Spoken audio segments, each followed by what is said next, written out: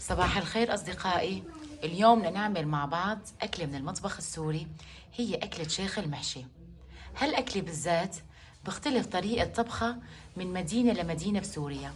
اليوم نحن بدنا نعملها على طريقة مدينة حلب. المكونات بتكفي لحوالي 4 أشخاص.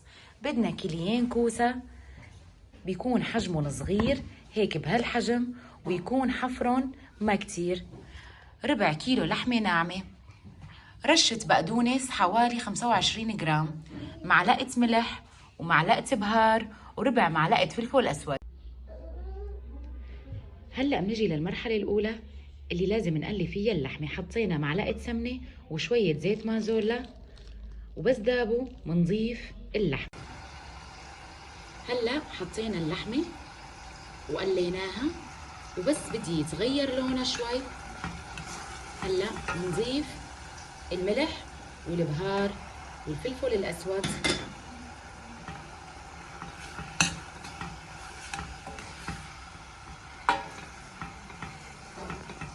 ومنحرك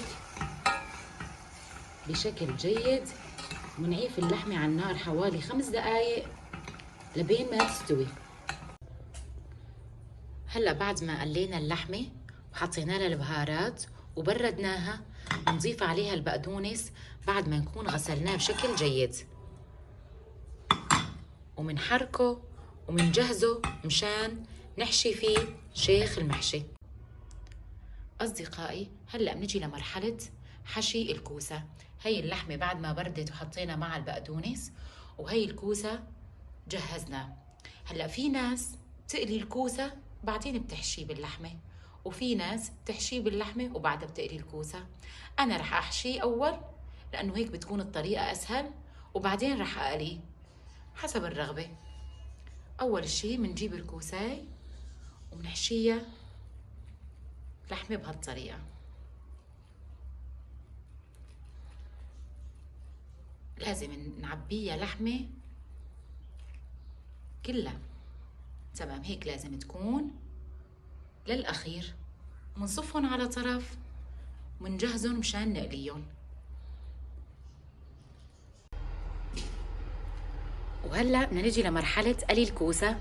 بعد ما حشيناه كله منجيب المقلاي ومنحط معلقة سمنة وزيت مازولا، ولازم تكون النار وسط، لا واطية ولا عالية، ومنبدأ بالقلي. هلأ منحط بعد ما حمي الزيت منحط الكوسة،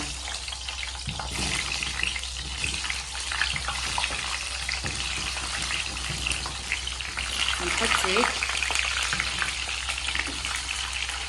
وبنبدأ منحركه لبين ما يتغير لونه وياخد لون القلي. ننتبه انه ما يحترق معنا. تمام أصدقائي، شوفوا كيف صار شكل الكوسة بعد ما قليناه. شوفوا تحمر وصار لونه حلو، وحطيناه بالطنجرة وجهزناه مشان نحطه بالنار. هلأ منجيب مي ومنضيفه عليه. أول شي طبعا منحط صحن، منحط أي شي مشان الكوسة ما يطلع أو يطفو لفوق، ومنحط مي نغمره بهالشكل. غمرناه ومنحط معلقة ملح ومنحط ورقات غار بالمي،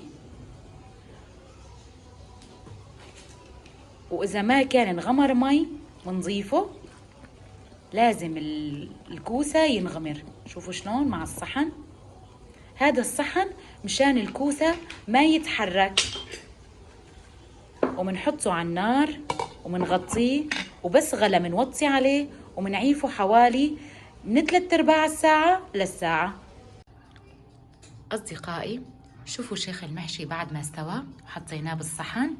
ممكن ناكل جنبه لبن، واللبن يكون له توم ونعنع فليفلة. ممكن نعمل جنبه رز بشعيرية. شوفوا شكل الشيخ وقت نقسم شقد لذيذ وطيب. شوفوا شقد شي بشهي، وقلبه اللحمة والبقدونس. صحة وألف هنا.